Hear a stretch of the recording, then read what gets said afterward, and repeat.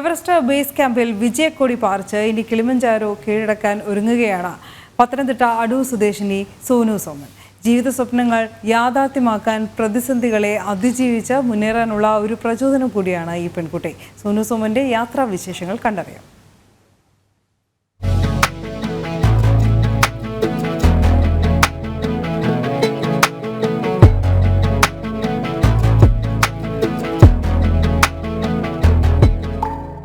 സോനുവിന് യാത്രയെന്നാൽ ജീവിതമാണ്. സാഹസിക യാത്രകളോട് കമ്പം കൂടുതലും. എവറസ്റ്റ് ബേസ് ക്യാമ്പ് കഴിഞ്ഞ മെയ്യിൽ കീഴടക്കി.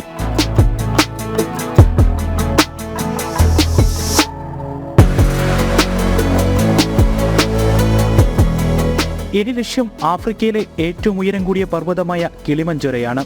ജൂലൈ 8-ന് സോനു ഉൾപ്പെടുന്ന 8-അംഗ സംഘം മുംബൈയിൽ നിന്നും ടാർസാനിയയിലേക്ക് യാത്ര തിരിക്കും. അടുത്തത് ഇപ്പോൾ 7 സബ്മിലുള്ള ആഫ്രിക്കയുടെ ഹയസ്റ്റ് മൗണ്ടനായ കിളിമഞ്ചാരോ, അവിടേക്കാണ് പോണത്. ഈ ജൂലൈ 8-ാം തീയതിയാണ് ഞാൻ പോകാൻ തീരുമാനിച്ചിരിക്കുന്നത്.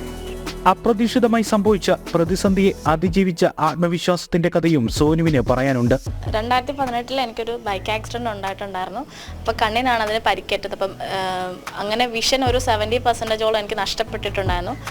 ഡോക്ടേഴ്സൊക്കെ പറഞ്ഞു എനിക്കിനി അടുത്തുള്ളത് മാത്രമേ കാണാൻ പറ്റത്തുള്ളൂ എന്ന് പറഞ്ഞപ്പോഴാണ് ഒരുപാട് യാത്ര ചെയ്യണം, കുറേ കാഴ്ചകൾ കാണണം എന്നൊക്കെ തോന്നിയത്.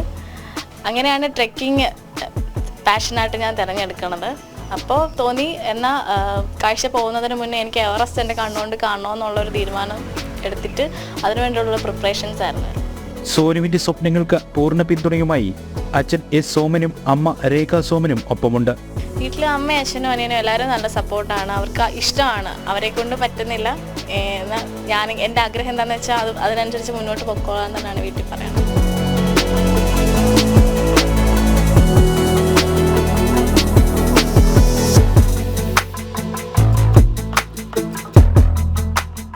ജനം, പത്തനംതിട്ട.